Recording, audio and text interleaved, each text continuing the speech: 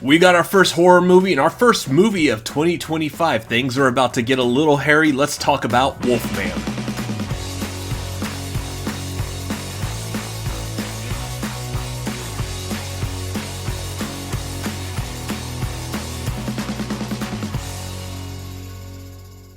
Welcome to the Cinefanatics. My name is Robert Adams, and today I've got a spoiler-free review for Wolfman. Before I jump into this, let me know your thoughts, feelings, and opinions about Wolfman down below in the comments. Are you eager for this? Have you been a fan of like the Wolfman or Werewolf movies? Let me know down below. What Werewolf movie would you recommend? I want to know that too, because I like recommendations and watching them, so let me know all that stuff down below. Like I said, this is going to be a spoiler-free review, so please don't have to worry about spoilers and whatnot.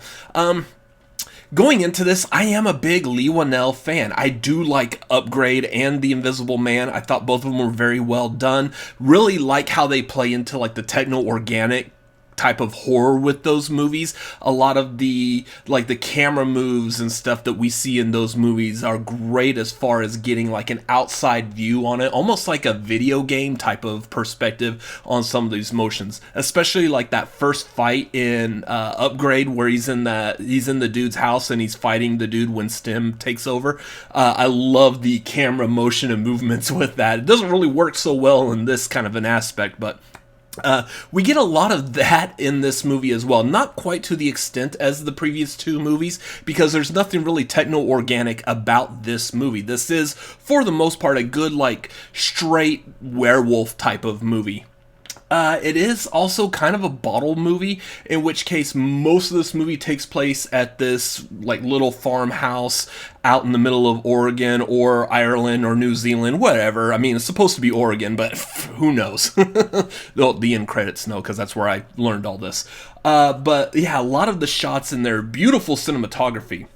There is like one shot that's like constant at the beginning and the end of them standing overlooking like this valley between two mountains, and it's just gorgeous. All those kind of shots, especially at the beginning of this movie, are beautiful and very well done. Acting, I thought the acting was okay. Christopher Abbott steps into the lead role in this, which I believe it was originally supposed to be Ryan Gosling, and he had to drop out, so we got Christopher Abbott in here, and that's also roughly around the time, I guess, Leigh Whannell took over as the director of this movie. I think it's fine. My issue with this is some of the dialogue, or lack of dialogue, I should say, feels really jarring when you're like,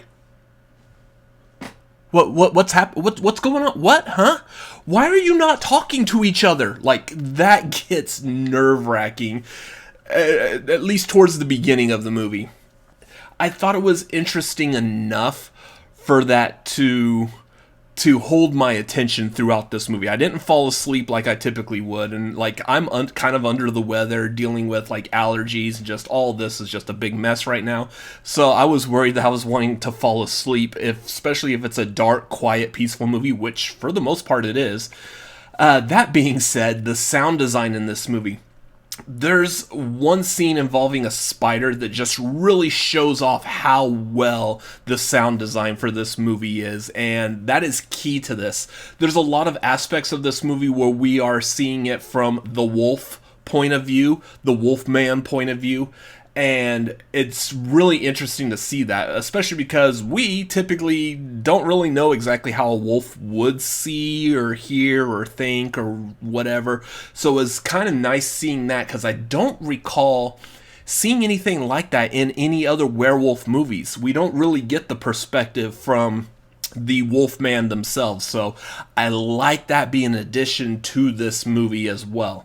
Overall, I would say, like, if I was going to make a comparison for this movie, I would say it feels a lot like A Quiet Place, the first A Quiet Place, where, again, there's a lot of quiet. They're out in the middle of nowhere in a farm.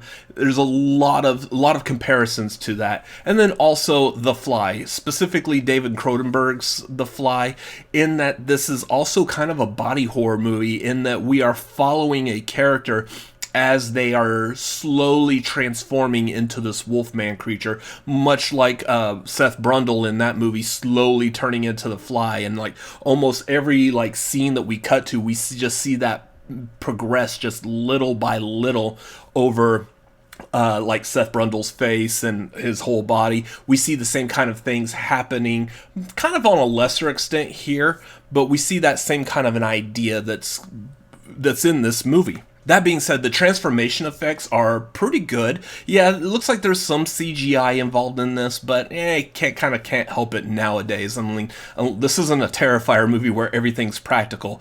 That being said, the gore is kind of gooey in this movie. There's a couple of scenes that have some really good in-depth gore.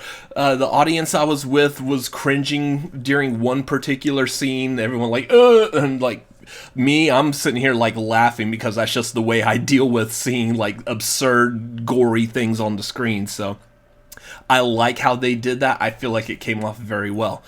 Overall, it's a good movie. It was entertaining. I don't know if I would put this up there with The Invisible Man and Upgrade. Not to say that I only want to see Leigh Whannell doing techno-organic horror like those two movies. But I would like to see him kind of stay in that playground just a little bit, see what else he can do with like original ideas and what he can expand on from just a simplistic idea of like science fiction meets horror. I love that, and he's been very good at it. This really didn't have any real science-y kind of stuff other than, like I said, the seeing everything from like the Wolfman point of view. And it feels that that's a little bit of scientific in there in so much as it can be. But otherwise, yeah, fun movie, entertaining. Do I recommend it? I would. I don't know if I would recommend that this needs to be a rush to the theaters to go see. The sound design, again, is really nice in a big movie theater. So if you were vaguely interested in this, I would recommend go see it. If you're not really that interested, but you might check it out later, then check it out later. I'm not saying that you have to go rush out and see this. Again, it's not this big visual extravaganza like Upgrade and The Invisible Man were to me, at least. So, good movie, passable. I was entertained. I enjoyed it. Otherwise, that's going to do it for this review. Again, what did you think of this movie? If you've seen it, let me know down below in the comments. And again, recommend a good like werewolf movie. I would like to see some more. Let me know down below in the comments. Make sure you follow us. We are at The Cinefanatics on Twitter, Instagram, maybe TikTok. Who knows what's going on with that right now. Blue Sky we're on now. You can follow me personally at RCA Reacts on Twitter, Instagram, TikTok, which I haven't done any videos on there, and who knows at this point. And I'm also on Blue Sky, and you can follow me personally at youtube.com/@RCA Reacts. Thank you for watching this video. We will catch you in the next one. Bye-bye.